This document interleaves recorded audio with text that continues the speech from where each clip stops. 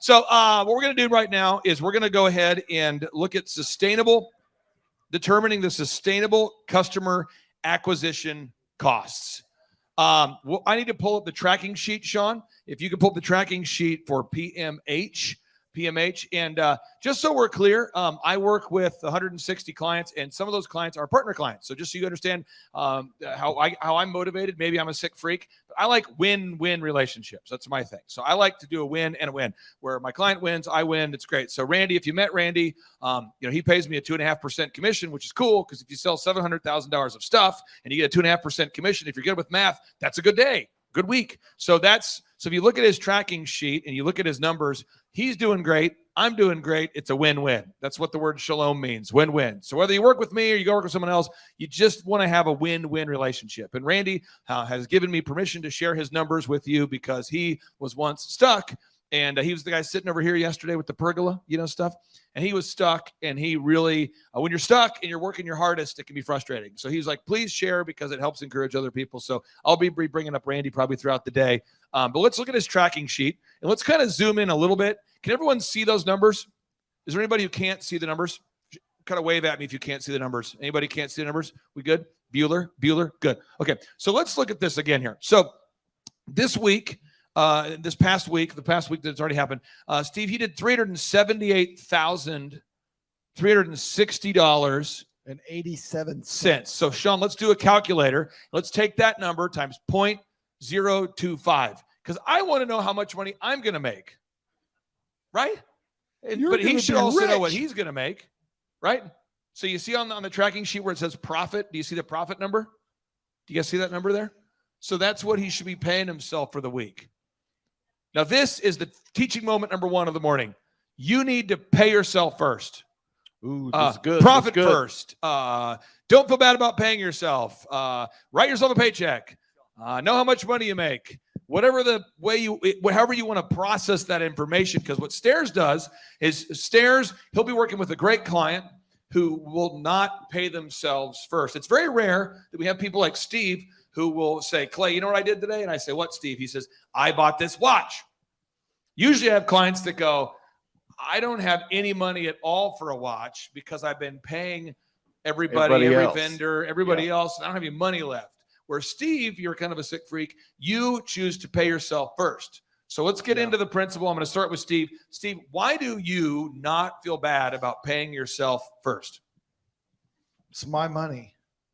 If you don't like it, then you don't have to be around.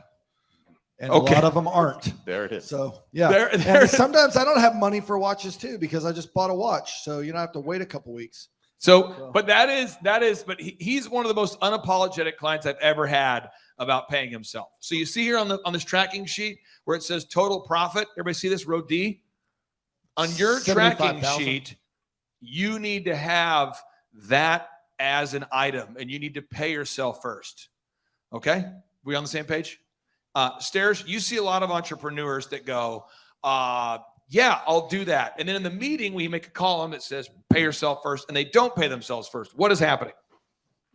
Again, we are just under the pressure emotionally. A lot of times we are just paying everybody else. Everybody else is happy. Employees are happy. Vendors are happy. Everybody's happy, but I'm not happy. But again, your business exists to serve you, so pay yourself first. Pay yourself first. You do not want to be in a spot. How many of you guys can relate to this? You don't want to be in a spot where the business is growing and growing and growing, but you are personally not making any more money. Anybody know what I'm talking about? Yeah, go work for someone else. But none of your personal numbers are changing. This is how you change that. If you want to work for free, if you're good, I'm hiring. That would be freaking awesome. So just come over. Shut that crappy business down. Come do the mortgages. So it's very important that you pay yourself first. So now, again, I'm just trying to walk you through this, okay? So I started working with Randy years ago, and a lot of clients will say, well, how am I going to pay you 2.5%? I go, I don't know. Raise your prices 2.5% and pay me. Problem solved. And I don't feel bad about raising prices, and you shouldn't feel bad. But there's like a prosperity mindset or there's a poverty mindset. So let me just give you an example of this. Jim Brewer, who knows Jim Brewer, the comedian? He's a friend of mine. You know, I love Jim Brewer. And whenever I do Reawaken America Tour events, we always let people name their price. Why do I do that? Because I want people to be able to come to it, you know? And I can't do that if other things I'm involved in aren't profitable. Are we on the same page?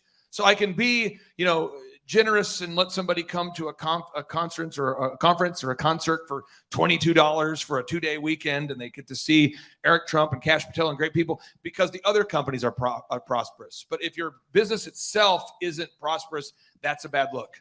Okay? Yeah, Clay, just really quick. I do have a client over in Oklahoma City. He does metal roofs, and he, over the past several years, has been diligent to pay himself first. And he has been, I think it was earlier, let's see, probably last fall. I remember it was when he hit about $1.5 million in his personal bank account. I mean, wouldn't that be awesome? So we got to do a little celebration there. And with that money, he and his wife, one of their big passions is to give to their church. They've got several different programs that are going on through their church, and they love to do that. So they were able to, at the end of the year, write a big fat check to the church. He was really excited about that. And then just back in January, they were able to pay cash, Clay, for, if I'm not mistaken, it was around $400,000 paying cash for a big piece of property that they're wanting to put a building on and a house on. Have they thought about adoption? So because I did the math there. That's like 4 Lambos. So that we could have had as a family. Beautiful. Okay. So almost rebuke number 1, but not yet. Okay. Now on the tracking sheet, just so we're clear though, a couple people asked me yesterday during the break, they said, hey, what's the template for the tracking sheet? If you want that, Sean has that. So you just go see Sean over there. He'll get you a copy of it, but you need to track what you're paying yourself first. It needs to go in this tracking sheet. Otherwise you'll be in a bad spot. Are we on the same page? Okay. So I want to open our books here to page. We're going to kind of mow through some specific pages that I want to cover. Page 138, please. Page 138. How many of you, it's helped you to see a visual workflow? How many of you, this has been a helpful tool? Okay. So you hear a lot of people say, you know, I'm so visual. That's the way I learn. You know, I'm more of a visual learner. This just in. Everybody's a visual learner. This just in. The only people that are not visual learners are the textbook writing, non-talent bureaucrats that write textbooks that no one wants to read. And therefore they say, well, they try to make you learn that way, but nobody with a sound mind is not a visual learner. Everybody's a visual learner. That's just it. So if you have a company and you're trying to explain to your staff how the company works and you don't have a workflow, they won't get it. Who's had a job where your boss gave you a big manual of all these procedures to memorize and it's just overwhelming? Okay, so I'm trying to help you make your business scalable today, okay? And you want to simplify it. So we're going to go here to page 138, and I want you to write this down here, or just circle it. You need to have a whiteboard. You could have a brown board or a black board. You could have a rainbow board. But you need to have a board where it's massive, where other people who are not you can see your workflow. All right, so let's do an example of the Steve Currington workflow. I'm just trying to help get some ideas going in the morning here. So Steve, your revenue goals, you have that, you got it figured out. You know your break-even numbers, the number of hours you're willing to work. Do you have your hours and Casey's hours defined? Like, does she know when she's going to work and you know when you're going to work? Yeah. This is big. Most companies that I work with their employees don't know when they're going to work and when you're going to work. There's not like a schedule that everyone knows. So it's a verbal, tribal, traditional thing. And a lot of people go, oh, I thought you were working on Thursday. Oh, I thought you were going to work on Friday. Oh, I thought you, and it happens a lot between spouses because they're so far apart because they're in the same house, they never talk about it. And so then there's a lot of frustration because, oh, I thought you were going to do that. Oh, I thought you. So you need to have a unified schedule where everybody knows where everybody's going to be. Are we on the same page? This is a big thing. This is like the messy middle. Nobody talks about it. So here, for anybody out there online who's a member of Antifa, if you don't like me, I'm here between the hours of 4 a.m. typically and 6 p.m., 7 p.m. every single day. That's my flow, and that's where I am. I'm always here. So where am I? That's where I am. That's what I do. And people know where I am, and they know where I'm going to be. And I also have my calendar. And my calendar, Sean, you can pull it up. My calendar is transparent for my whole team. And why on my calendar, Steve, do I put where I'm going to be? And why can my whole team access that if they need to? just so that it's transparent. They know where you're at. And if they need to get a hold of you or they're looking for you, they can look on the calendar and see where you're at. So today it's a Friday. Okay. And at 10:30, Vicki and I will be doing an interview at 10:30, and Clay Stairs will be leading on how to hire great people. But people who work here know that's what I'm doing, so I'm not going to be double booked, triple booked. Are we on the same page? But this happens a lot in businesses where you let other people put stuff on your calendar that are not you, and that has to stop. So you need to put stuff on your own calendar. You know why a lot of politicians I've met are stupid? It's because a lot of them have an assistant who's stupid. And they've delegated to the stupid assistant. So the politicians will go, Clay, I don't have time right now to discuss with you or General Flynn central bank digital currencies because I'm meeting with a father who's very frustrated that they can't pray at the football game. And I go, let's think about the org chart of life for a second. If we can't buy or sell, then the football game won't happen. So you should not be meeting about the football game. You should be meeting about CBDCs, then the football game, if you have time. And it's like, well, I can't do that because I'm going to be going to the college football game because my assistant wants me to make an appearance there.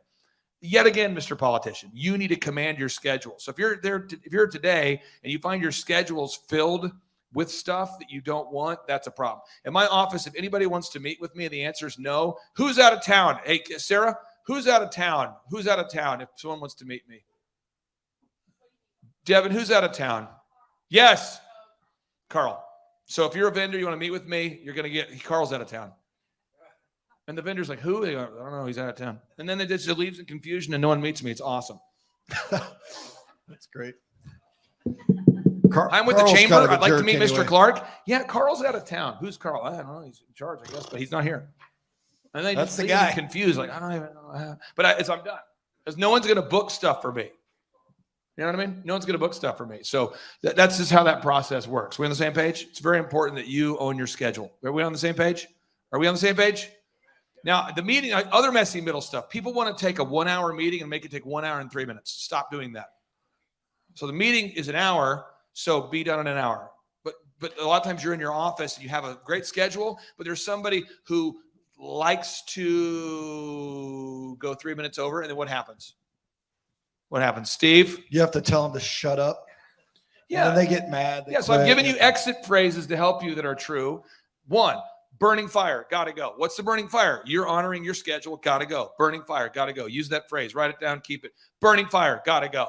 Just get up and walk out. Yeah, that's what Steve does. That's what Clay did to me my first, couple months of coaching. Yeah, I would get a phone call and then I would. If anybody is on the phone with me while I'm with them, I just walk out of the room because I'm not going to deal with it. It's just so stupid and disrespectful and dumb. It's not even worth talking to them. I would just look up and I'd be like, "Where the hell did Clay go?" I just leave. Yeah, and then it's not worth my time to explain to an adult. Get off your phone. But anyway, so that's the thing.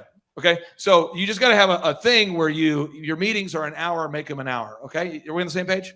Other things, your staff meetings need to be as short as possible, not as long as possible. Let me repeat. Your staff meetings need to be as short as possible, not as long as possible. It only gets worse and more awkward the longer it goes. The shorter it is, the better.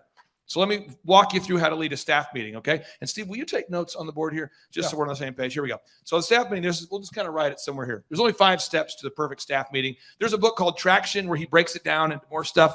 It's by Gino Wickman. It's a good book, but I'm just walking you through the 5 things I would do in my staff meetings. If you have a staff meeting, this is how you do it. Thing number 1, wins. Cover some wins. Get something positive. Hey, what's a win? And if no one has a win, make something up that happened in 3rd grade that was positive and have that ready to go. What? Ask your staff for wins. If there is no wins, grab something from 3rd grade and celebrate it and have it ready to go. Let me do an example. Guys, what wins do you have in your team?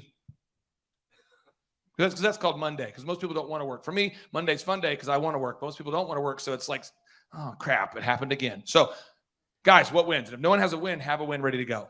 Okay? Just thank God we're not dead, right? I mean, it could be dead. I mean, it's looking a lot like, the apocalypse is upon us. I mean, at least we didn't blow up last night, right?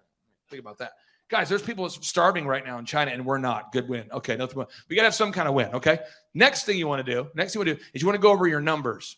Second thing, go over the numbers. No one ever goes over the numbers. People always talk about crap and don't have time to go over the numbers. Go over the numbers first and then don't have time to talk about crap. What? Go over the numbers first. Business owners say, we didn't have time to cover our numbers because we got into this thing and this. just refuse to talk about feelings in your meetings ever, like feelings are forbidden, then it's done. In my life, you can't talk about your feelings because I don't care about them. I just want to be clear. I just feel so bad. Oh my God. Stop feeling. Let's get over the numbers. Seriously, I don't feel bad about that, because if feelings are your ultimate authority, that's called secular humanism, and that's a problem. What am I saying? Secular humanism is if feelings is your ultimate authority, that's a problem. Like laws, just facts over feelings, laws over feelings, makes sense? But if secular humanism is your worldview where feelings are the ultimate authority, let's do an example. Steve, let's say we're in a staff meeting, okay? And I'm in the meeting with you. And let's pretend that you're a highly functional. This is a great meeting. It's not dysfunctional. Okay, we're on the same team. And let's just pretend in this particular situation, I work for you. Okay, and you're going to go over the numbers with me, and I'm one of your mortgage guys. Okay. Okay. So let's just go over wins and numbers first. Ready? Here we go. Okay. All right. Yeah. All right. What are the wins for the day? My wife went to my kid's play, and she said it was awesome, and I'm going tonight. Oh, sweet. Yeah. How old is this kid? Well, yeah, we have multiple kids, but these particular kids are 13. Oh, nice. Yeah. Still doing place. That's cool. Beautiful. All right, let's go over the numbers. Yeah. You got any deals? We closed 4 mortgages this week. Okay. I closed 4. I got 8 in the pipeline, and I got 12 Google reviews. Nice. See, that would be my numbers, because I have to know my numbers because I'm in a meeting that's functional. Everyone in the meeting needs to know the numbers that they need to know. See, what happens is you go to meetings and people go, I don't have the numbers. They're in my car. Your numbers are in your car. Well, I didn't get a chance to put them in because I just woke up. Well, wake up earlier. Why? The traffic was crazy. What? That's why my staff meetings start at 7 a.m. There's no traffic. But you just got to, I had a dental appointment unrelated to what we're talking about. Well, I was going to do it, but my sister, I don't care about your sister. I'm talking about your numbers. So everyone has to know their numbers, okay? So you go over and wins. Then you talk about Lambos. Okay, sure. But we're going to erase that. That's your culture. We can do it. Okay. Third thing you want to go over is follow up on what they were supposed to do last week. Follow up. And you type the items everyone's supposed to do on the agenda so that it's clear who's supposed to do something. So it's, Steve, did you do this? Yes. Vicki, did you do this? Yes. Clay, did you do this? Yes. So you follow up. Okay. You just follow up. Is it done? And point there, have an agenda, because if you don't have an agenda, then it will be very disorganized through the entire meeting. And then none of your people will want to be on the meeting because it will just be this random crap. So I just like our agenda has it numbered on what has to go through, and we don't skip anything. And that way we stay on task and you know what you're going over every day. Wins, numbers, Lambos. Follow up, wins, numbers, follow up. Just every time, just wins, numbers, follow up. Okay. Then after you've gone over the wins, the numbers, and the follow up, I would recommend that is when you would ask the team, are there any burning fires that we need to deal with? The elephant in the room, or just in my life today, I don't know what decisions I've made that have led to where I am right now, but my life, I always have some sort of legal thing going on because of the Reawaken tour, and I just keep doing them. And so I keep having more. So I got to hop on a legal call again. And it's just so, that's a burning fire. So I asked my wife, what burning fires do we have? She goes, burning fire. You got to hop on a call today with these attorneys. Great. Awesome. So I'm doing, I don't want to do it, but I have to do it. But it's something that's a burning fire. You'd ask your staff, what burning fires? Elephant in the room. We always have something breaking. We have multiple stores. There's always something breaking. It's like the speaker system won't work. So my solution to all technology is replace it and set the old one on fire. Don't try to fix it. That's my response to all technological problems. I always say, hey, just replace it. And then people will say, well, what do I do with the old one? Set it on fire, or take it, but set it on fire. Because if a computer is $700 and it's going to take me 7 days to have a person come fix it who will charge me $70 to look at it, it's better just to set it on fire or give it away to a homeless shelter. So that's how I fix all technology. So like today, the key's not really working, so I'm going to replace the door. The door. That's my new burning door. fire. My new burning fire is like last night we ended church and the key won't stop. That's my burning fire. So on my to-do list today, got to replace that. And I'd rather just replace it than try to fix it, because I don't want to have a conversation. Just replace the lock. Does that make sense to you? We're on the same page? So again, you go over the follow-up burning fires is big. You got to let your staff tell you the burning fires. Hey, the call center isn't working. The phones are down. Websites crashed, whatever. Just get the burning fires, okay? And then the final step is you assign action steps. So you're going to do this. I'm going to do this. You're going to do that. I'm going to do this. And then in that world, don't talk about feelings unless you want that to be your life. And if you want it to be your life, then talk about feelings. And here comes the crazy train. I'm serious. That's why I try. I haven't been to the elephant in the room stores that I own for 4 years. Not one time. You know why? Because there's people there who want to talk. Who's ever worked in a hair salon? Who's ever been in a hair salon? They're like, oh. Okay, if there's 10 men getting their hair cut, this is what's going to happen to 10 of them. How are you today, sir? And one guy's going to go, oh, I'm doing great. My wife's great. Things are great. Going to watch the Padres tonight. Woo! Next guy, doing great. Things are great. Love eating meat. Love guns. Love Michigan. Love guns. Next guy, yeah, I think I'm leaving my wife. Okay, what kind of haircut do you want, sir? Yeah. Are you single? Sir, stop fishing. And it's like 1 out of 10 just want to do some sort of weird. And our stylists have to be very good at like getting out of that conversation. So we've taught them a system called FORE. Okay. And it's just it's for rapport. You go, what great things are going on with your family? And if you're like, I'm leaving my wife, I hate her. Then they go, okay, what's going on with your occupation? What great things are going on with your occupation? FORE. R, well, I hate my job and I'm thinking about, okay, great. What kind of stuff do you do for fun or recreation? And if they go, well, I like to pull the wings off of flies and kill rats with a hacksaw. E, okay, what kind of stuff do you do that's a fun experience? What's something in the past that's happened? Because you're stuck with this person for 27 minutes. And 9 out of 10 guys are great, 8 out of 10, but there's that one who's bizarre. And in your office, there's always that one. And it changes every week just so that you can't have peace. No, I'm being real.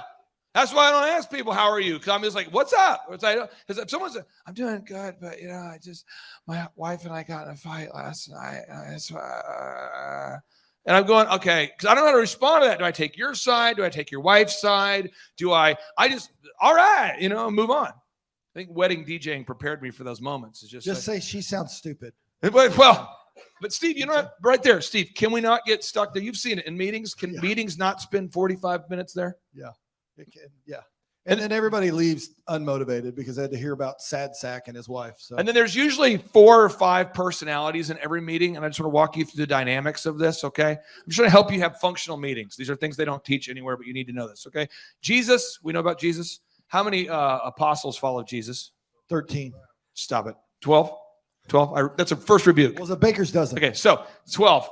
And how many just straight up, like it didn't go well for, like, how many like just denied they knew him or tried to, betray him? You got Judas that betrayed him. And who denied him? So you got 2. So really, Jesus was an effective leader, would we say? I mean, we still talk about him. It's his story is based on his story, history. Right? The word history is based off his story.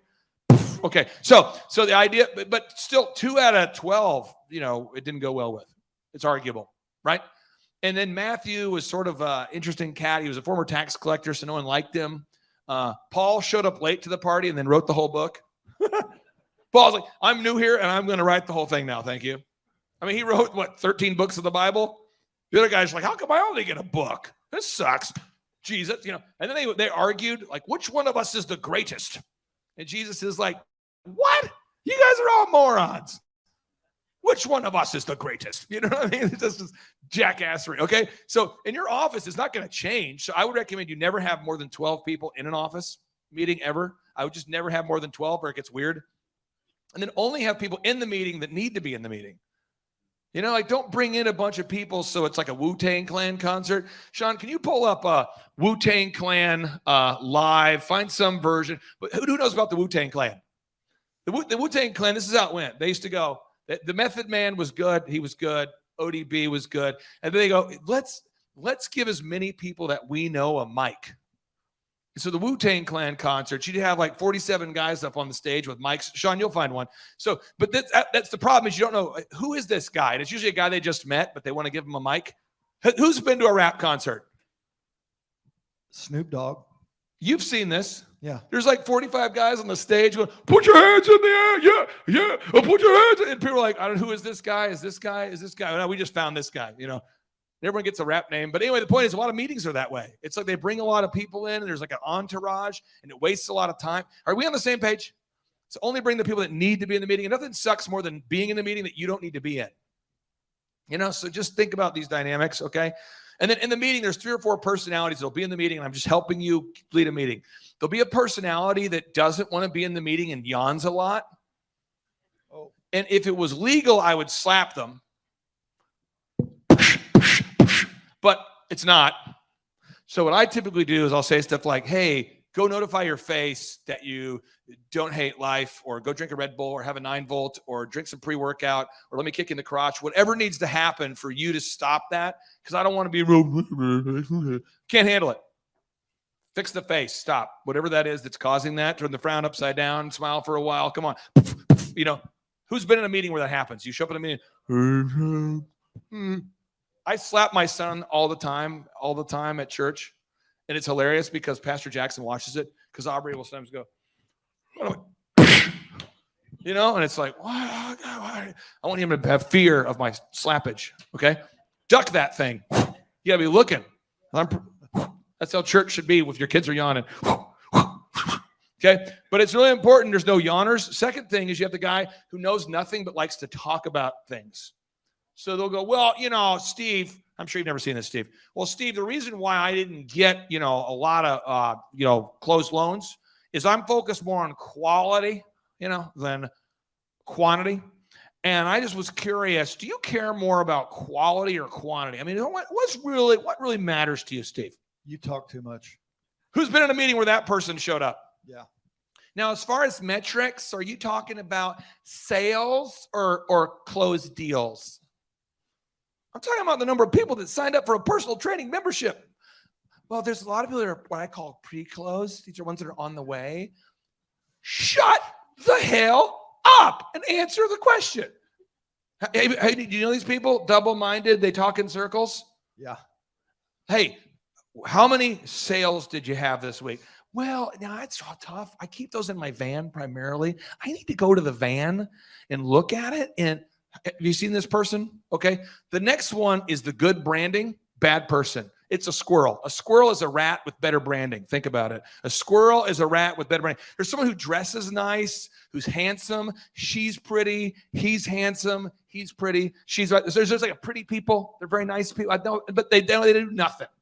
Like they have a great resume. They talk a lot. They type. They like to bring PowerPoints that they copied off the internet and present them as though they made them themselves.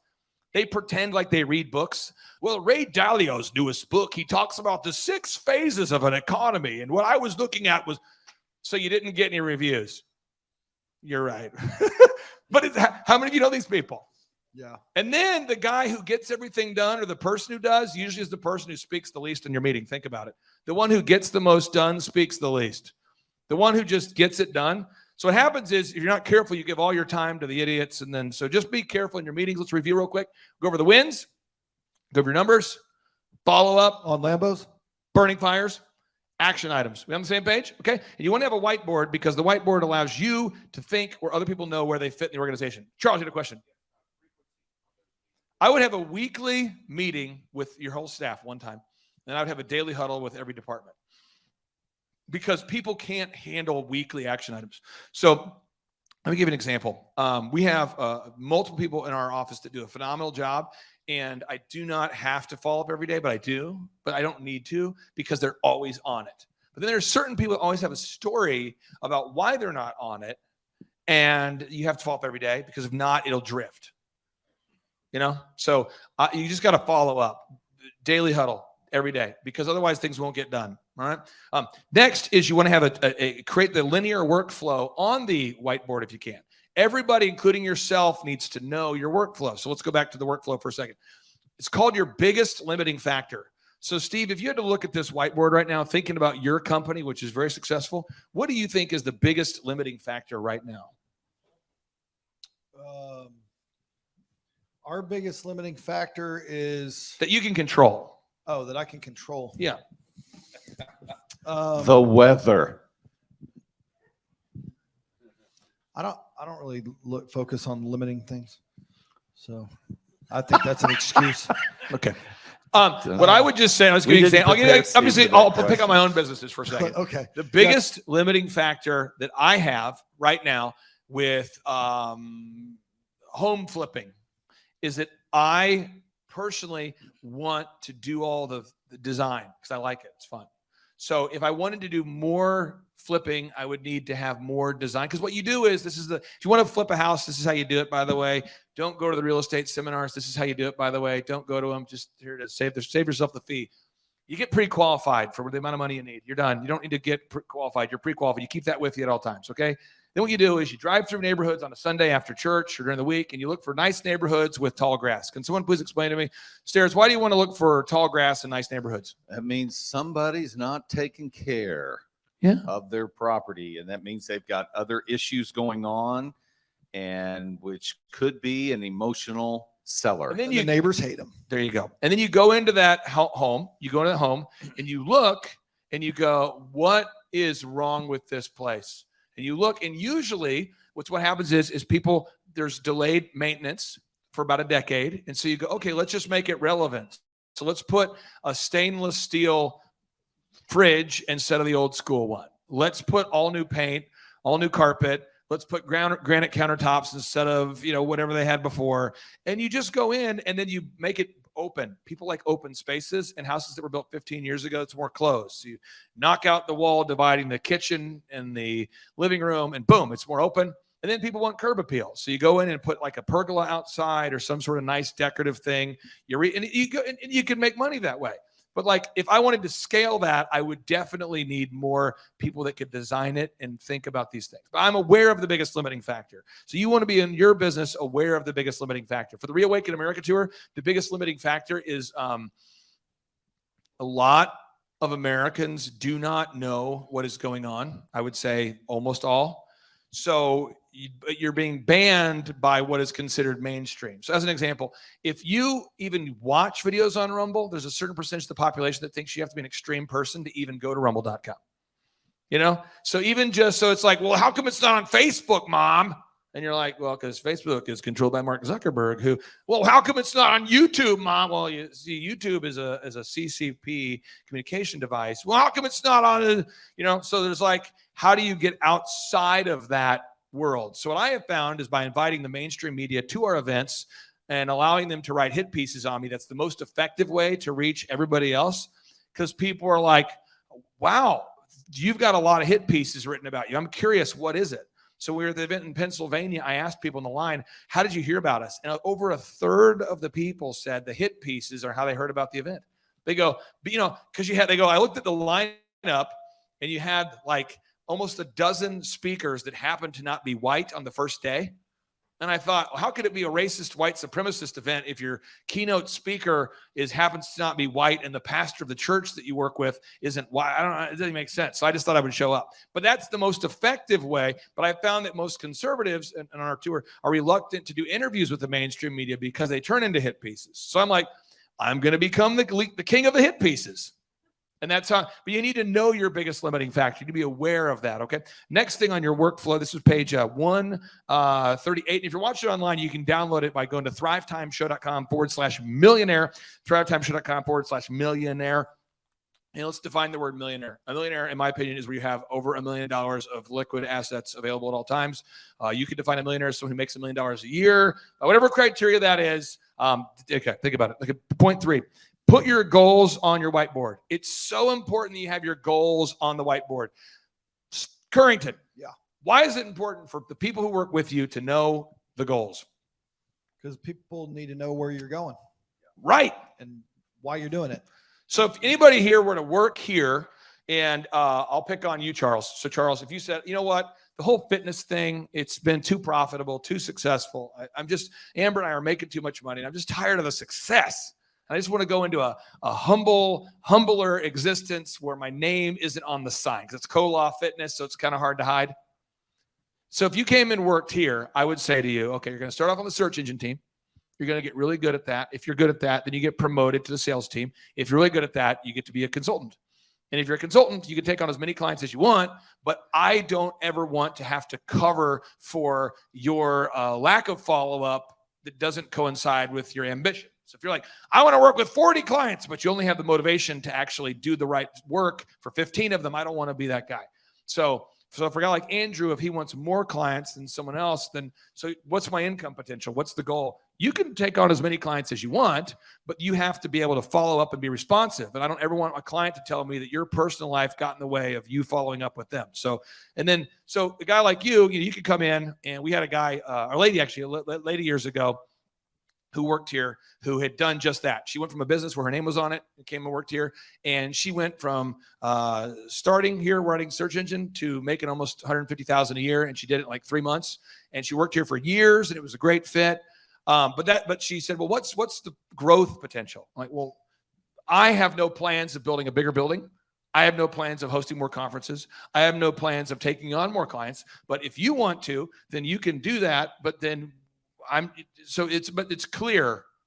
I'm not trying to go public. I'm not trying to open up 1,000 locations. I'm not trying to, are we on the same page? And so for her, she was like, okay. So for her, it was a great job for about 5 or 6 years. And then when she wanted to grow beyond that, she knew if she was going to, she needed to go somewhere else, which is fine. So that's kind of how that, we need to know your goals. We're on the same page. Okay. Next thing we need to know, you need to write down the number of sales per day you need to achieve your goals. It's so important. Stairs. Why is it important that everyone within an organization knows the kind of sales that the organization is doing or not doing? Clayton, this is a great point. I'm glad you brought it up. It is very important for your team to know your numbers. I do have a few clients that when we first started out, they were going, well, Clay, I don't really want my team to see the numbers. And they were kind of really secretive, and they only wanted the team to know so much. And again, okay, if you want to do that, but if you don't share your numbers with your team, they can't help you get to your goal. And when they see the bigger picture, many times when they see the bigger picture, they can see their part in that bigger picture. And it's no longer just me coming to work and doing my thing, but it's me coming to work because I am a key piece to the bigger picture. So we do want to encourage you guys to share your numbers with your team so they can see how the company is doing and how their efforts are helping the company get to where you want the company to go. And again, as Clay is talking about, if you can tie their goals to the company goals, then as the company is meeting goals, they are meeting goals. Does that make sense?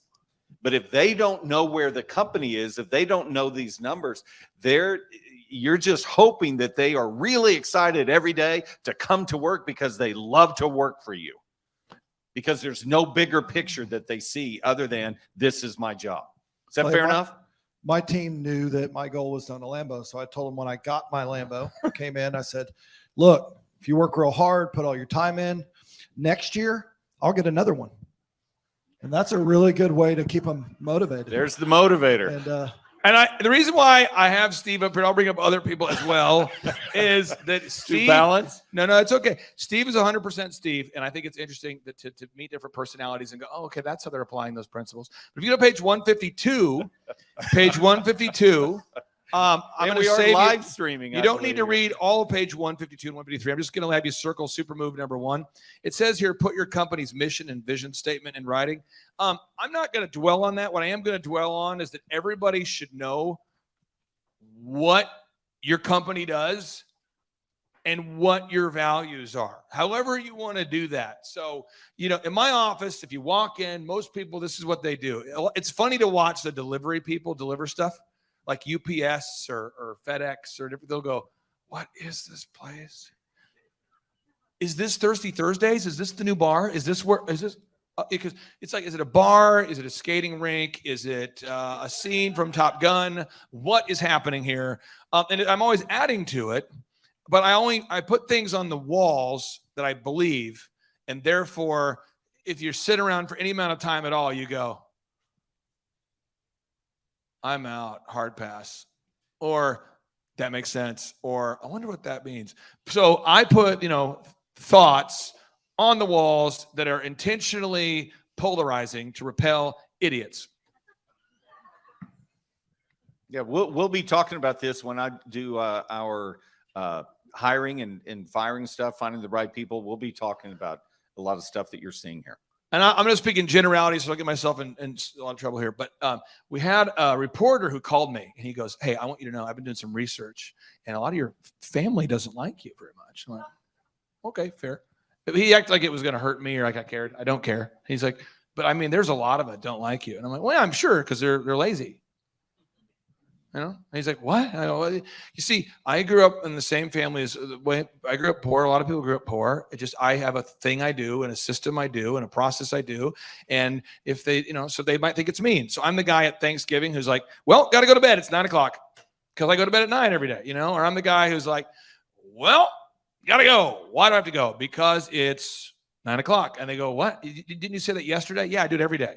Or I'm the kind of guy that, doesn't give unsolicited feedback. So if someone says, what do you think about Carl and Sarah's divorce? I'm like, I don't think about it at all. Furthermore, I think it's statistically probable that it will happen for the vast majority of the people in this family. And I don't think about it. And I also am the guy in the family that doesn't go to weddings. I don't go to weddings. I don't go. My philosophy is I won't go until it's been established for about 10 years. Then I'll meet you because it's probably not worth it. Because a lot of the weddings I haven't gone to, they've been divorced a couple times now, and I save all that time. I just don't go. It's my thing. That's what I told my brother too. I'm like, no, I went to your first one. Yeah. Like I'm not going again because I know it's gonna go. Yeah. So I'm just saying, but I have like my values that I live by, and that's how I am, and I'm not gonna sit there and shove them on you. But if you're gonna come work here, I hope you fit in, and if you don't, get out of here. But I'm not going to change who I am to make it work. Are we on the same page? Yeah, I think the big piece of that is, Steve, if I can, do you guys see how Clay is walking out this principle of my company exists to serve me? And so the idea of people that are coming to join me in my business, I want them to come and join me. I'm not interested in bringing in people that don't want to join me. And then all of a sudden, I've got to feel awkward and try to change what I do to fit them. You don't want them finding out on week 3 something that makes them want to leave after you've spent that time and money investing. So you want to make sure they know this is what you're coming to do. This is what we're coming to work. This is who I am. And it's not hidden. And that way, week 4 doesn't come around and they go, I didn't know you were a Christian. I'm an atheist. This won't work. Devin, D-E-V-Y-N. Can I grab you real quick here? Okay, so this is Devin, and Devin's a real person, not a hologram. How many of you talked to Devin at some point? You met her? You talked to her? Okay, she's a great American. And she's been here about a year. I'm going to give her your mic for a second here. You've been here for how long? About 9 months, 10 months? 9 months. 9 months, okay. So how's it been? How's it going? It's great. What do you like about it, and what's maybe different than, I don't know, what? Just kind of walk people through your typical day. Yeah, so I do a lot. I consult clients, I sell tickets, I do some graphic design, video, and I also organize the vendor booths at the Reawaken America tours. So every day it's very different, which is great. And you set fires? I set fires and put fires out. Okay. Did you set that fire out there this morning? James helped out, and then I set 2 more this morning. Nice. Boom. So, but in this job, you do graphic design. But you also do ticket sales, but you also have managed the elephant in the room stores, but you also help at the conferences. And so, and with work in my office, you have to be what I would call like a polymath is the word, polymath. It's where you're good at many things. And I don't do well with people who only do one thing. And can you please explain to me why I won't let somebody just do one thing and why I want a whole office of people that can do everything? Why would I want a whole team that could do everything? Yeah, well, it's very similar, Clay, to when I was coaching track. All of my athletes on the track team, except for the throwers, but all of my athletes, I trained them all to run the quarter. So everybody, now if you can run the quarter, the open quarter, now you can run the 100, the 200, the 4x1, the 4x2, the quarter. I could even put you in an 800 if I needed to. I've got you in the 4x4. It just creates more of an atmosphere of more people being able to do more things. And it makes it less dramatic too. Like if, the other day, I mean, Stairs has been with me long enough to see this. We had a guy, had been here 10 years and just for whatever reason, just decides he wants to go work directly for a client, which is a violation of our agreement, violation of the agreement I have with the client, violations everywhere. That means the client screwing me, employees screwing me, but no good deed goes unpunished. And that's how I stay motivated. So, but you saw it happen, 7 or 8 years ago, and then you saw it happen again recently, and it always happens. But I don't care because everyone's trained up where it's like, okay, next up, move on. And that's how you need to be. But if you don't have a culture like that, it gets very weird really quickly. Does anybody have any questions for Devin? Because she's worked here. And when I talk about these ideas, it might seem like it wouldn't possibly work for what I do because I do. Any questions for her about working here? Anybody? Question 1. Question 2. No. Clay, I've got something I'd like to add. This guy has a great question. Okay. Yes, sir. Devin's awesome. There it is. Oh, yeah. See, I was going to say that, but now it's, yeah, I know. Yeah. But stop paying these people. Something as well, something to know is with Devin doing all of these different jobs, she's getting paid for each one of those jobs that she's doing. Each one of them bring her more revenue.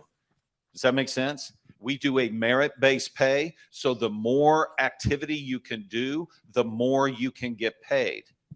As opposed to, here's your salary. You're going to get paid this much. Now I'm going to add another job onto you, but your salary is going to stay the same. And now, I really need some help here. And so I'm going to have you do that, but your salary is going to be the same. Does anybody know what I'm talking about? So when Devin goes with us to the Reawaken America tour here in Miami, we're leaving here, and she gets $3 per thing we sell. And you should, make a lot of money during that time, but it's not like it's a flat, okay, the salary for doing all this stuff over here is now moved over here. Everything's merit-based pay, to hammer home what he said. Yeah. And then if so you go it to incentivizes people to do more things and to be good at more and more things. Now, if you go to page 158, this is the jackassery that I live with. And I'm going to keep Devin here just for a minute, and then I'll let you leave in just a second.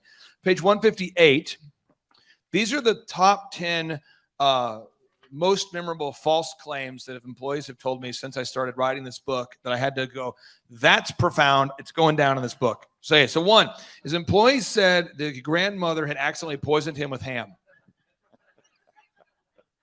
Think about that. What? Well, I don't know. I just say my grandma. I've heard the poison thing, but not with ham. That's new. That's the ham. So really, it's interesting because you definitely were hanging out with people last night at main event after said poisoning. When did the poisoning begin? Well, I didn't discover till about an hour before the meeting. Sure. Okay. Next, worker claimed to be stuck under a bed. True story. Had a guy named Keith back in the day. He claims that he lived in a house where they have bunk beds, and the bunk bed collapsed, and he got stuck and hurt his leg. The whole thing wasn't made. The whole thing was made up. So he not only did not come the next day, didn't come the next day, didn't come for a week because he claimed he had an injury and faked it for multiple weeks. And I could spend my entire life writing these excuses, and somebody could one-up me. Who's had a crazy employee excuse? Who's had one? Give me what's the craziest thing that you've had? Yes! I woke up in the wrong state, is what he said. To one-up that, because we're going to one-up each other until we get some satisfaction. I had an employee, same guy, calls me. My wife remembers this story. He calls me and goes, I'm at the Union football stadium, I think. I go, you think? It's like noon. He's supposed to load up at 7 a.m. for his DJ show. You think? And it's snowing. So you're on a snow-covered football. You're in the Union football high school stadium? Intermediate, I think. You think? How do you know? Because I'm stuck in the middle of it in my car. He has a Honda, one of these Honda Jeep kind of CRV things. And he was so hammered that I guess he was doing donuts on the football field and then somehow passed out while driving and woke up. And it occurred to him, hey, can you come help get me unstuck? That's a real thing. And you go, no way. Yes. This kind of stuff. Does anyone have a crazy story? Employee, a made up story, crazy reason for not coming to work? Charles, you have to have a good one. Charles, come on.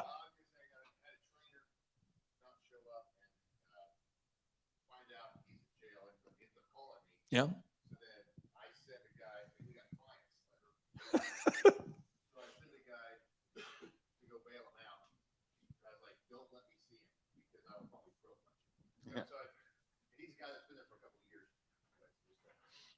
I had a disc jockey who he was driving down the road and he forgot to close the back door of the van. So a massive speaker came out of the van and hit a minivan, and a family spins, could have killed them all.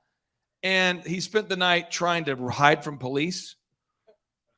And so when I finally found out where he was, they found out the police, found out the minivan, the work truck, and this is, how many can relate to these things? Can we relate to these things? Anybody? And we almost don't want to talk about it because if you mention it, you're like, are you a bad boss? Or what kind of people do you hire? Have you heard that? Well, you must be. That's what my family says just to keep me motivated. That's why I don't share with them stories, but if they ever hear one, they'll go, what kind of people do you hire? I would never hire people like that. Like, you are the people like that. Yeah, it's true. What? Okay, so just let's keep going. This is big stuff here. Page 181. Circle this somewhere. It says, don't let any person's lack of preparation create an emergency for you. Ooh, there we go. There's people that just don't prepare, and therefore they're like, hey, is there any way I can get this done right away because it's super urgent? Dry shampoo. What? I just was saying what I was thinking. I just woke up in a bush. Okay. There's people that they have poor life choices that go till about 3 a.m. and then they wake up and try to get dependable again. And then all of a sudden you have a stressful day. Are we on the same page? 161, everybody. 161. Yeah. 161. 161. You don't want, how many of you can relate to this idea? So most of the burning fires in my life come from I made a schedule of events, made a plan, and somebody inserts their new plan. I'm just trying to help you with the messy middle that hopefully is helpful. Also, when you delegate a task to your team, they can't delegate it to somebody else. Someone should write that down. So if you say, Carl, I need you to pick up donuts. Carl can't say, well, I'm going to have Pam pick up the donuts. Like people that you delegate to can't delegate to somebody else. Are we on the same page? Has this ever happened in your organization where you've asked someone to do something and they had someone else do it who wasn't good at their job? Has this happened? Okay, this is the messy middle, the stuff where people get stuck, and I don't want you to get stuck. Devin, back to you. How can you tell, and I'm not asking for specifics, but can you tell when someone's definitely not going to be a good fit here? Yes. How quickly? Very quickly, just by explaining everything and then being in the environment. It's very easy to, it's either A or B. They like it or they don't. That's why it's super easy to tell very quickly that they won't be a good fit. And I have bizarre ways. If you shadowed me, you would say, there are things you are doing that aren't good. I don't know. They work. So if you're on the phone and I can't hear you, if you're a salesperson, I often will take a megaphone and yell at you while you're on the phone. You've seen this multiple times. Yes. So I'm like, can't hear you. And they're on the phone with a customer. Or if you're on the phone and you're not following the script, I'll hang up on the customer and I'll say, call him back, but don't suck. You know what I mean? Seriously. Because I can't handle the jackassery. Because this is what happens in a sales culture. Who has a sales culture? People have to get on the phone. Who has a culture where people have to get on the phone? Who has that? Weak people communicate weakly. Just throwing that out. And if you don't believe something, it comes across. So, yeah, thank you for calling Elephant in the Room. I was just calling about your haircut. Who's ever had that? What am I talking to? Sam Altman, the inventor of OpenAI? What is it? Thank you for calling. It's weird. Have you ever talked to these people? Thank you for calling Elephant in the Room. I was just calling. Sean, will you pull up some calls, please? Here we go. So I use megaphone. So if I can't hear you, I'll often grab a megaphone and go, hey, bring more energy. And the person who's never seen this before is like, I can't hear because you're on the megaphone. I'm like, no, I can't hear you. Talk louder until you can hear me over the megaphone. You know what I mean? Because I can't have a culture of jackassery. I can't do it, okay? Sean, play a call. And so you want to install call recording. This is the messy middle. I'm trying to help somebody here. So we talked about establishing your revenue goals, okay? Determining the break-even numbers. Define the work week, the number of hours you're willing to work. But Devin, if you are helping a wonderful client and they tell you that they're not closing enough deals, but you can't hear the recorded calls, how is it possible you could help them to fix the call? It's not possible because then I don't know what they're saying. You're right. Yeah, you'll get into a conversation of them telling you that they did everything right, but it's not working, is what you'll get in. And you have no way to confirm that they did everything right because you don't have the phone call to listen to. So we're going to listen to a couple calls here, and I encourage everyone, you can put this down somewhere in your book. We'll cover this more today, but can we just give a hand really quick to Sean? He's doing a heck of a Sean, job. doing a great job. Sean. Public typing. I don't know if you guys are picking this up, but Clay multiple times yesterday and today just goes, Sean, pull up some calls. And then he's just talking and Sean's pulling up some calls. And I was that's amazing. Can I just say this real quick? I want to keep Sean humble. Uh-huh. When you said give Sean a hand, I pictured like a one clap. Oh. Can we just give Sean a one clap, please? That's how it needs to be. It's a merit-based. It's a merit-based pay. Maybe we'll do 2 claps in a little You bit. might get 2 later today, Yeah. Sean. We'll see. Okay, let's if you can get 3 claps, I'll give you $100. Okay, don't be easy with those claps. Okay, keep going. Hit play. It's going to ring. And kind of skip past the ringing. I love the breathing. Hello? Hello, may I speak to Paul? May I ask who's calling? This is Daniel with Score Basketball, and just giving you a call to see if your son or daughter is still playing basketball. Oh, okay, I see. I was going to say he's at work right now, but I can take a message. Okay, is it your son or daughter that plays, or Son. Pause. Okay. At no point is this is one of my longtime clients. I've worked with Don for over 10 years. This is his employee. At no point did this person ever follow the script. So I, in the meeting, said, fire him to his face. You know, we're in the meeting. Dan's here, the guy on the phone, and my client, Don, is here. And Don goes, if you were me, what would you do? I said, I would fire him. You know, because that's what business coaching is. It's real stuff. It's not like, well, what we want to do is create a culture of accountability and all work together. No. His ass isn't following the script. We've talked about it 3 times. Fire him. And because we have the group interview, here's a new person. And we put in a new person, and that new person did great for Don. But can someone, Stairs, let's role play how the call should have gone. Because I wrote the script. I know how the script goes. Ready? Sure. So I'm going to call you. Hey, is this Clay Stairs? This would be Clay. Yeah. How Clay, can I help? this is Clay Clark up here with Score Basketball. How are you doing? I'm doing fantastic. How are you? I am doing awesome. I got a quick follow-up for you. We noticed you guys haven't been in for 60 days, and we have a kind of a special going right now where your first month back with us is only $1. And I wanted to see if your son was still playing basketball. Yes. Yeah, we certainly are. And we were just having this conversation last night. And we've got 3 ways you can go. We've got one that's more like a fitness related, improving their vertical jump, helping them to improve their physicality. Another is more of a ball handling. And another one is a shooting. You know, do you want to do the shooting lessons or ball handling or the more physicality? Or what do you think they need at this point? Well, based on our conversation last night, is there a package where we can do like all of those? Actually, yeah.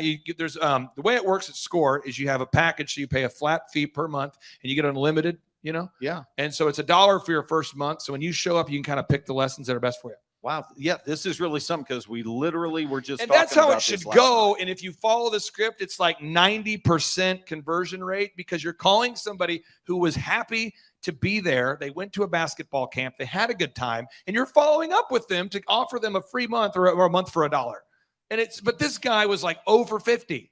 And every single week, he's like, I don't understand why people aren't buying. I'm like, well, one is you sound horrible. You as a person have an energy problem. Fix that, man. Yeah, you guys, just so you know, this is what it looks like. What we just did, this is what it looks like in a weekly sales meeting with your team.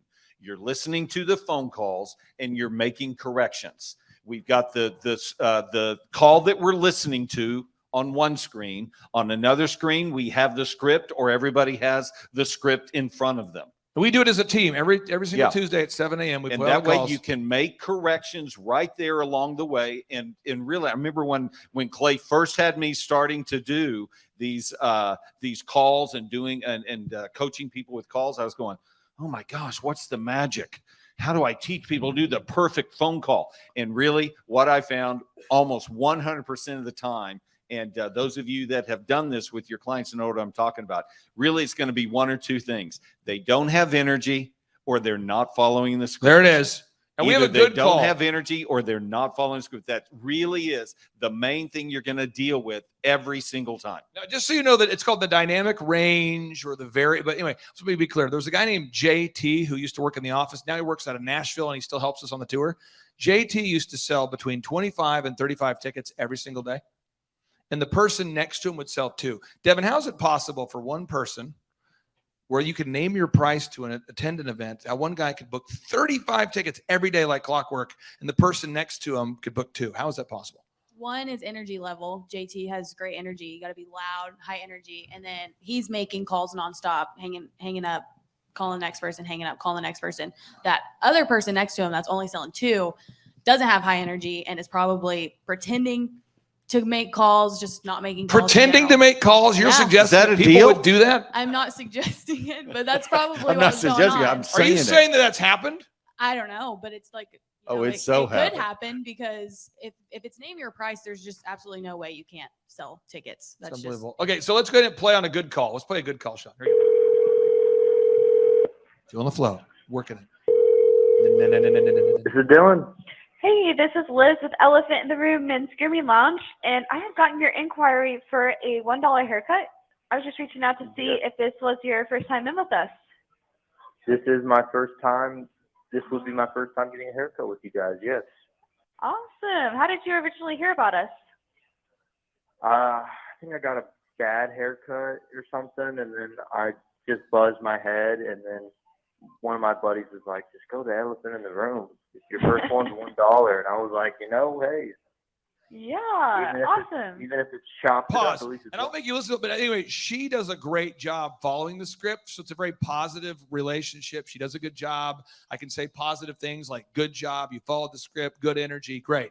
But other people, they will not follow the script unless they know that you will listen to the calls. Now, the next question is, what if you have face-to-face meetings? And I'm telling you how to handle this if you have face-to-face meetings. If it's in your building, I would suggest you just set up security cameras and you just do it that way and you watch the footage and make sure people are following it. Now, if it's a face-to-face where you're at somebody's home, I'm going to give you 3 suggestions. You can think through it, okay?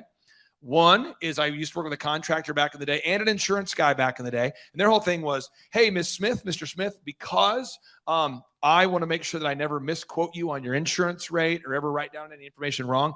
Do I have permission to record this conversation so I can save it with your file? And that way, when I come back with a quote, you know that I'm not giving you erroneous quotes. And 9 out of 10 people say, sure. And one person says, no problem. They don't do it. But then they come back to the office with their boss and they play the presentations.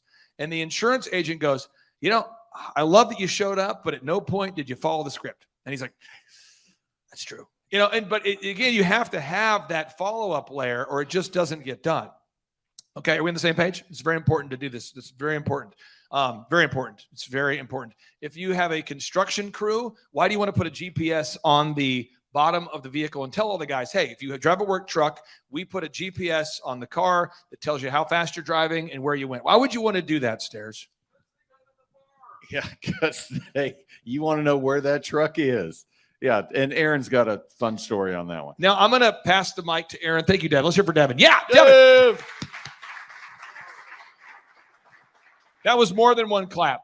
I just want to point that out. You guys are really ruining the culture here. Okay, so no, but this is important. So we had a pharmaceutical company I worked with back in the day, and I'm working with them. And my job, it was like a naturopathic pharmaceutical apothecary kind of thing, And they were going, hey, we want you to train our apothecary people on how to sell more. And I said, okay, it's great. One thing we need to do is we need to do a thing called a Dream 100, where we need to go to doctors' offices every week. And we need to visit the doctor's offices and say, hey, we're with a local apothecary. We're more of a naturopathic place. So if you're looking for compounds that you need that you can't find over here, that's what we do. And the sales guys are like, okay. So we make a Dream 100 list of the top 25 doctors to visit every week. Got the list. They know what to say. We've trained on it. And I go, okay, final step. We got to put a GPS on the vehicle so that I know that you went there. And Aaron, what do you think? What kind of feedback? That's why I only work with the owners. I don't want to work with your whole team because then I have to argue with 7 people. You can argue with 7 people. But anyway, so this guy's like, he brings his staff in. What kind of feedback do you think I got as soon as I mentioned on the company vehicle, we need to put GPS? That is immoral. There it is. Illegal. Yep. Unethical. Okay. Yeah. So I'm like, okay, well, here's what we're going to do then. I pulled the owner aside. I said, here's what we're going to do. Let's tell them we're going to do it next month, starting on the 1st, but then let's do it today. So let's tell them we're going to start talking about it on the 1st. Okay. So you guys have a whole month to mentally prepare yourself for the profundity of me knowing where you're going. So we'll start on the 1st talking about it. They go, okay. I told the owner, put it on them today, and then we'll start talking about it on the 1st.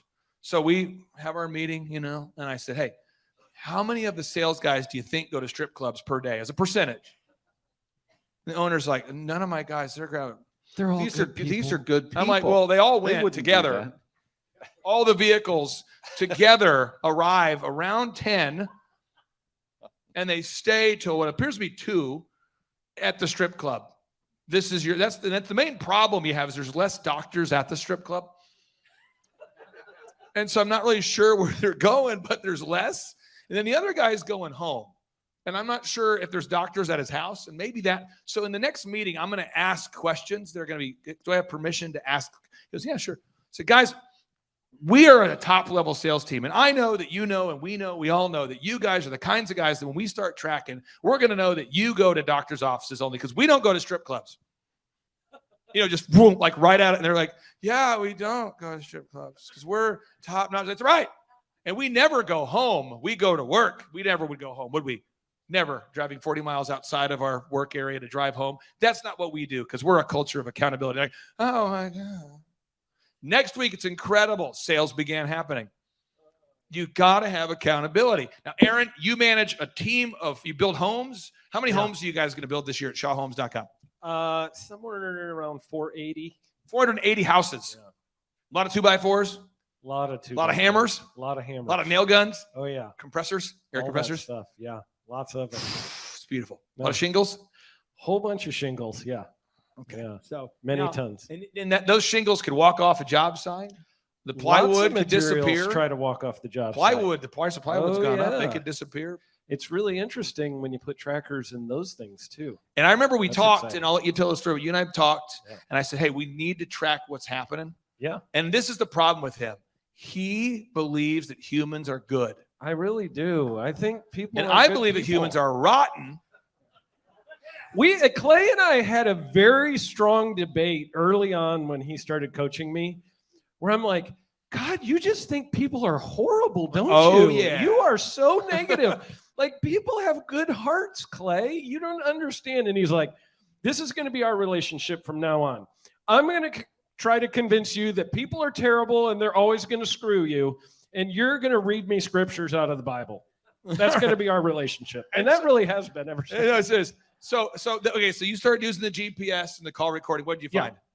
I found out that a lot of our staff was getting up around 10 in the morning, leaving their homes. So we're supposed to start really early in construction. Like, they should be out their door at 6 a.m. at least.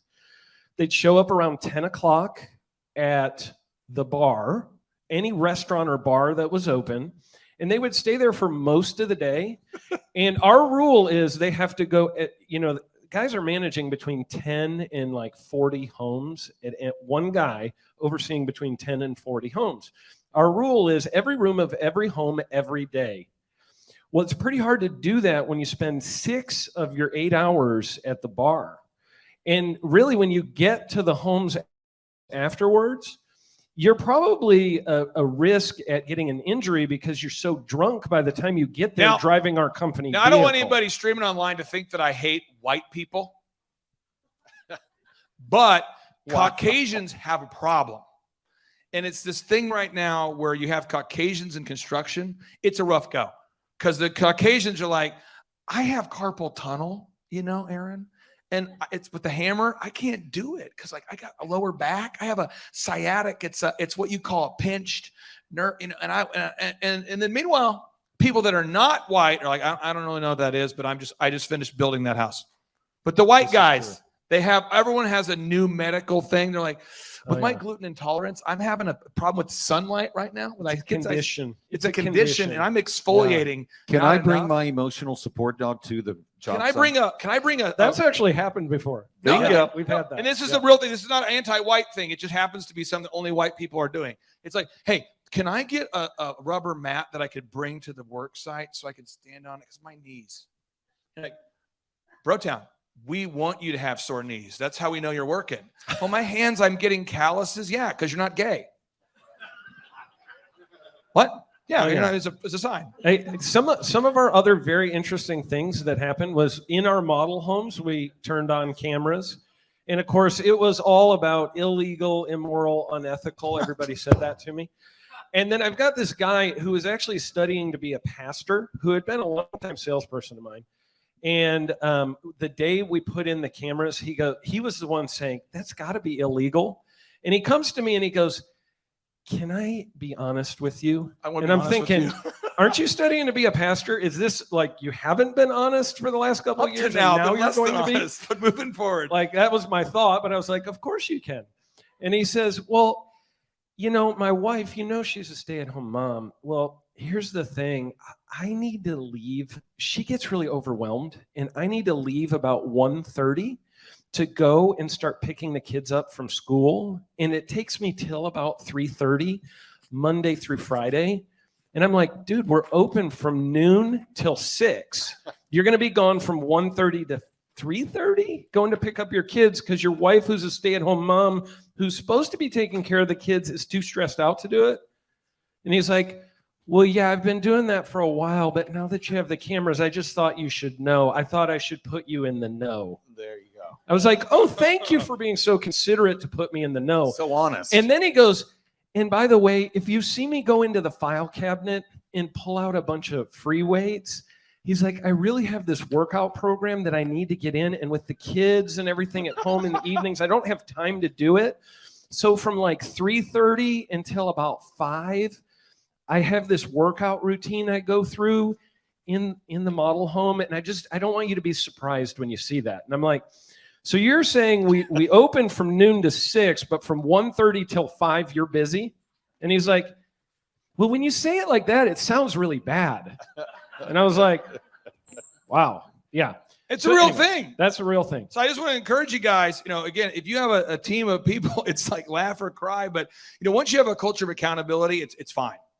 So things, I'm just trying to give you some. And those are the people that you get rid of and you replace them. And over time, you will find that you will have a team of people that fit your culture and that are doing what you ask them to do. I have a whole bunch of just rapid fire 90 miles an hour moves that fix accountability. Then we'll take a break. Okay. I just want to go get a bunch of them. 1, install call recording. That helps so much. Okay. 2, GPS on the vehicles. 3, don't have walls. So I had worked with one client back in the day that had a restaurant.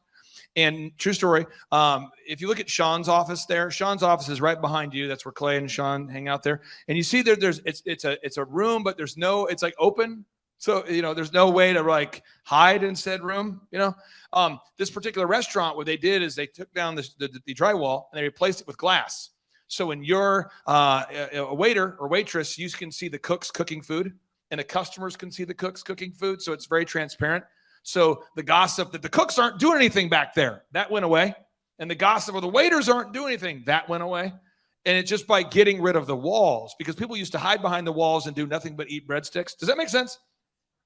So having just no walls is a big thing. Also having no offices, having everybody work in the open fixes a lot of problems. It seriously does. Because if people have their offices, they do weird stuff. Also, letting people know that you put keystroke recorders on all computers, that helps. You just tell them, just so you know, I put a keystroke recorder on all your computers. So if you type anything, I'll know. Ever. And they, oh, God. But it helps if you tell people this going into things, And I'm going to make one statement because I think this is really good for you guys. Depending on who you hire, honesty loves accountability. So like the people who work for you, if they don't like accountability, guess what they are? They're not honest people. So it's okay that they're offended by it. And very quickly, they'll make their way out the door because they don't want to be held accountable. And that's fine. So it's very important you have a culture of accountability, because if you leave here and you have all these things that you want to do and they don't get done, it gets frustrating. The next is have an agenda. And on the agenda, I suggest like a Google Doc or some sort of shared document where everyone is on the literal same page. So all the homework that your staff is expected to do is all on a document. So not everybody doesn't have their own to-do list. It's one corporate to-do list where everybody's on the same thing. Okay. But you just really want to, again, just trying to help you with this process. Other stuff is have a weekly meeting every week where you play the calls, play the recorded calls if you have them in your sales meeting so that everyone knows that's going to happen. Other thing is have a daily huddle. A daily huddle helps so much, okay? And the daily huddle is just a way for you daily to figure out who's on board, who's on it, who's not, make sure stuff doesn't drift, okay? And the official time right now is 8:12. We're going to come back here at 8:25. At 8:25 for our next session. 8:25. We're coming back at 8:25, and we're going to be talking about how to onboard new people, how to train them new skills, and how to develop a no-brainer. I want to make sure everyone has these skills hammered down. So we're back here at 8:25. We're back here at 8:25. The number of new customers that we've had is up 411% over last year. We are Jared and Jennifer Johnson. We own Platinum Pest and Lawn and are located in Owasso, Oklahoma. And we have been working with Thrive for business coaching for almost a year now. Yeah. So what we want to do is we want to share some wins with you guys that we've had by working with Thrive. First of all, we're on the top page of Google now. Okay, I just want to let you know what type of accomplishment this is. Our competition, Orkin, Terminex, they're both $1.3 billion companies. They both have 2,000 to 3,000 pages of content attached to their website. So to basically go from virtually non-existent on Google to up on the top page is really saying something. But that's come by being diligent to the systems that Thrive has, by being consistent and diligent on doing podcasts and staying on top of those podcasts to really help with getting up on with our listing and our ranking there with Google. And also, we've been trying to get Google reviews, asking our customers for reviews. And now we're the highest rated and most reviewed pest and lawn company in the Tulsa area. And that's really helped with our conversion rate. And the number of new customers that we've had is up 411% over last year. Wait, say that again. How much are we up? 411%. Okay, so 411% we're up with our new customers. Amazing. Right. So not only do we have more customers calling in, we're able to close those deals at a much higher rate than we were before. Right now, our closing rate is about 85%, and that's largely due to, first of all, like our Google reviews that we've gotten people really see that our customers are happy, but also we have a script that we follow. And so when customers call in, they get all the information that they need. That script has been refined time and time again. It wasn't a one and done deal. It was a system that we followed with Thrive in the refining process, and that has obviously the 411% shows that system works. Yeah. So here's a big one for you. So last week alone, our booking percentage was 91%. We actually booked more deals, more new customers last year than we did the first 5 months. Or I'm sorry, we booked more deals last week than we did the first 5 months of last year from before we worked with Thrive. So again, we booked more deals last week than the first 5 months of last year. And it's incredible. But the reason why we have that success is by implementing the systems that Thrive has taught us and helped us out with. So. Some of those systems that we've implemented are group interviews. That way we've really been able to come up with a really great team. We've created and implemented checklists. That way everything gets done and it gets done right. It creates accountability. We're able to make sure that everything gets done properly, both out in the field and also in our office. And also doing the podcast, like Jared had mentioned, that has really, really contributed to our success. But that, like I said, the diligence and consistency in doing those and that system has really, really been a big blessing in our lives. And also, it's really shown that we've gotten the success from following those systems. Yeah. So before working with Thrive, we were basically stuck. Really no new growth with our business. And we were in a rut and we didn't know. The last 3 years, our customer base had pretty much stayed the same. We weren't shrinking, but we weren't really growing either. Yeah, and so we didn't really know where to go, what to do, how to get out of this rut that we're in. But Thrive helped us with that. They implemented those systems. That they taught us those systems. They taught us the knowledge that we needed in order to succeed. Now it's been a grind. Absolutely, it's been a grind this last year. But we're getting those fruits from that hard work and the diligent effort that we're able to put into it. So again, we were in a rut. Thrive helped us get out of that rut. And if you're thinking about working with Thrive, quit thinking about it and just do it. Do the action, and you'll get the results. It will take hard work and discipline, but that's what it's going to take in order to really succeed. So we just want to give a big shout out to Thrive, a big thank you out there to Thrive. We wouldn't be where we're at now without their help. Hi, I'm Dr. Mark Moore. I'm a pediatric dentist. Through our new digital marketing plan, we have seen a marked increase in the number of new patients that we're seeing every month, year over year. 1 month, for example, we went from 110 new patients the previous year to over 180 new patients in the same month. And overall, our average is running about 40 to 42% increase month over month, year over year. The group of people required to implement our new digital marketing plan is immense, starting with a business coach, videographers, photographers, web designers. Back when I graduated dental school in 1985, nobody advertised. The only marketing that was ethically allowed in everybody's eyes was mouth-to-mouth marketing. By choosing to use the services, you're choosing to use a proven turnkey marketing and coaching system. that will grow your practice and get you the results that you're looking for. I went to the University of Oklahoma College of Dentistry, graduated in 1983, and then I did my pediatric dental residency at Baylor College of Dentistry from 1983 to 1985. Hello, my name is Charles Colaw with Colaw Fitness. Today I want to tell you a little bit about Clay Clark and how I know Clay Clark. Clay Clark has been my business coach since 2017. He's helped us grow from 2 locations to now 6 locations. We're planning to do 7 locations in 7 years and then franchise. And Clay has done a great job of helping us navigate anything that has to do with like running the business, building the systems, the checklists, the workflows, the audits, how to navigate lease agreements, how to buy property, how to work with brokers and builders. This guy is just amazing. He's this kind of guy has worked in every single industry. He's written books with like Lee Cockrell, head of Disney, with the 40,000 cast members. He's friends with like Mike Lindell. He does Reawaken America tours where he does these tours all across the country where 10,000 or more people show up to some of these tours. On the day-to-day, he does anywhere from about 160 companies. He's at the top. He has a team of business coaches, videographers, and graphic designers and web developers, and they run 160 companies every single week. So think of this guy with a team of business coaches running 160 companies. So in the weekly, he's running 160 companies.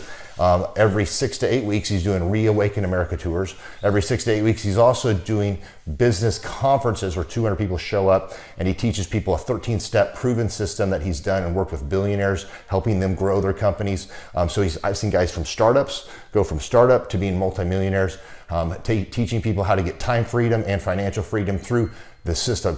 Critical thinking, document creation, putting it into organizing everything in their head to building it into a franchisable, scalable business. Like one of his businesses has like 500 franchises. That's just one of the companies or brands that he works with. So amazing guy, Elon Musk kind of like smart guy. He kind of comes off sometimes as socially awkward, but he's so brilliant and he's taught me so much. When I say that, like Clay is like, he doesn't care what people think when you're talking to him. He cares about where you're going in your life and where he can get you to go. And that's what I like most about him. He's like a good coach. A coach isn't just making you feel good all the time. A coach is actually helping you get to the best you. And Clay has been an amazing business coach. Through the course of that, we became friends. I was really most impressed with him is when I was shadowing him one time. We went into a business deal and listened to it. I got to shadow and listen to it. And when we walked out, I knew that he could make millions on the deal. And they were super excited about working with him. And he told me, he's like, I'm not going to touch it. I'm going to turn it down because he knew it was going to harm the common good of people in the long run. And the guy's integrity just really wowed me. It brought tears to my eyes to see that this guy, his highest desire was to do what's right.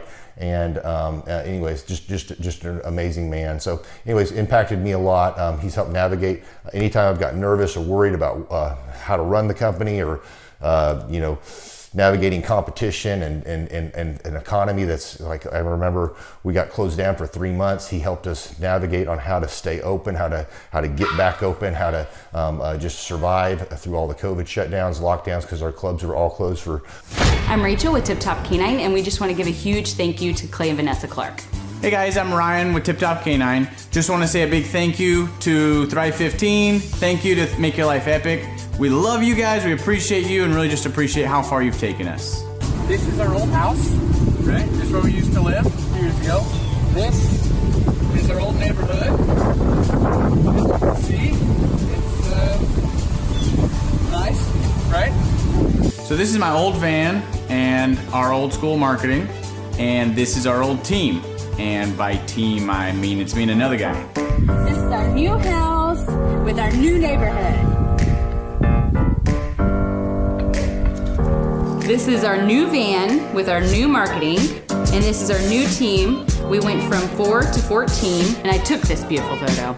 We worked with several different business coaches in the past, and they were all about helping Ryan sell better and just teaching sales, which is awesome, but Ryan is a really great salesman. So we didn't need that. We needed somebody to help us get everything that was in his head out into systems, into manuals and scripts, and actually build a team. So now that we have systems in place, we've gone from 1 to 10 locations in only a year.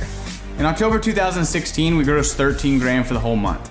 Right now it's 2018, the month of October. It's only the 22nd. We've already grossed a little over 50 grand for the whole month, and we still have time to go. We're just thankful for you, thankful for Thrive and your mentorship, and we're really thankful that you guys have helped us to grow a business that we run now instead of the business running us. Just thank you times 1,000. The Thrive Time Show 2-day interactive business workshops are the highest and most reviewed business workshops on the planet. You can learn the proven 13-point business systems that Dr. Zellner and I have used over and over to start and grow successful companies. I mean, we get into the specific steps on what you need to do to optimize your website. We're going to teach you how to fix your conversion rate. We're going to teach you how to do a social media marketing campaign that works. How do you raise capital? How do you get a small business loan? We teach you everything you need to know here during a 2-day, 15-hour workshop. It's all here for you. You work every day in your business, but for 2 days you can escape and work on your business and build these proven systems so now you can have a successful company that will produce both the time freedom and the financial freedom that you deserve. You're going to leave energized, motivated, but you're also going to leave empowered. The reason why I've built these workshops is because as an entrepreneur, I always wish that I had this. And because there wasn't anything like this, I would go to these motivational seminars, no money down, real estate, Ponzi scheme, get motivated seminars, and they would never teach me anything. It was like you went there and you paid for the big chocolate Easter bunny, but inside of it, it was a hollow nothingness. And I wanted the knowledge, and they're like, oh, but we'll teach you the knowledge after our next workshop. And the great thing is we have nothing to upsell. At every workshop, we teach you what you need to know. There's no one in the back of the room trying to sell you some next big get-rich-quick, walk-on-hot coals product. It's literally, we teach you the brass tacks, the specific stuff that you need to know to learn how to start and grow a business. And I encourage you to not believe what I'm saying, and I want you to Google the Z66 auto auction. I want you to Google elephant in the room. Look at Robert Zellner and Associates. Look them up and say, are they successful because they're geniuses, or are they successful because they have a proven system? When you do that research, you will discover that the same systems that we use in our own business can be used in your business. Come to Tulsa, book a ticket, and I guarantee you it's going to be the best business workshop ever, and we'll even give you your money back if you don't love it. We've built this facility for you, and we're excited to see you. Hey, I'm Ryan Wimpy with Tip Top Canine, and I'm the founder. I'm Rachel Wimpy, and I am a co-founder. So we've been running Tip Top for about the last 14 years, franchising for the last 3-4 years. So someone that'd be a good fit for Tip Top loves dogs, they're high energy, they want to be able to own their own job, but they don't want to worry about, that high failure rate. They want to do that like bowling with bumper lanes. So you give us a call, reach out to us, we'll call you, and then we'll send you an FDD, look over that, read it, fall asleep to it, it's very boring, and then we'll book a discovery day, and you come and you can spend a day or two with us to make sure that you actually like it, make sure your training dogs is something that you want to do. So an FDD is a franchise disclosure document. It's a federally regulated document that goes into all the nitty-gritty details of what the franchise agreement entails. So who would be a good fit to buy a Tip Top Canine would be somebody who loves dogs, who wants to work with dogs all day as their profession. You'll make a lot of money, you'll have a lot of fun, it's very rewarding. And who would not be a good fit is a cat person. So the upfront cost for Tip Top is $43,000. And a lot of people say they're generating doctor money, but on our disclosure, the numbers are anywhere from over $1 million a year in dog training, what our Oklahoma City location did last year, to 25, 35 grand a month. To train and get trained by us for Tip Top Canine, to run your own Tip Top Canine, you would be with us for 6 weeks here in Tulsa, Oklahoma. So we've been married for 7 years. 8 years. 8 years.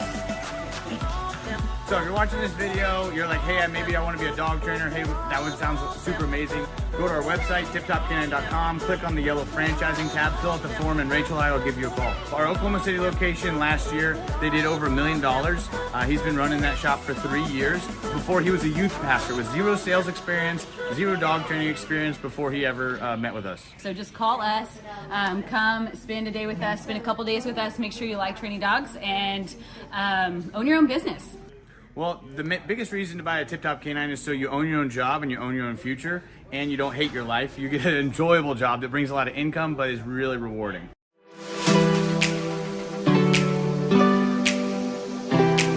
My name is Seth Flint, and I had originally heard about Tip Top Canine through my old pastors who I worked for. They trained their Great Pyrenees with Ryan and Tip Top Canine. They did a phenomenal job and became really good friends with Ryan and Rachel. I was working at a local church, and it was a great experience. I ended up leaving there and working with Ryan and Tip Top Canine. The biggest thing that I really enjoy about being self-employed is that I can create my own schedule. I have the ability to spend more time with my family, my wife, and my daughter. So my very favorite thing about training dogs with Tip Top Canine is that I get to work with the people. Obviously, I love working with dogs, but it's just so rewarding to be able to train a dog that had serious issues, whether it's behavioral or whatever, and seeing a transformation, taking that dog home, and mom and dad are literally in tears because of how happy they are with the training. If somebody is interested, I'd say don't hesitate. Make sure you like dogs. Make sure that you enjoy working with people because we're not just dog trainers. We are customer service people that help dogs, and so definitely don't hesitate. Just come in and ask questions. Ask all the questions you have.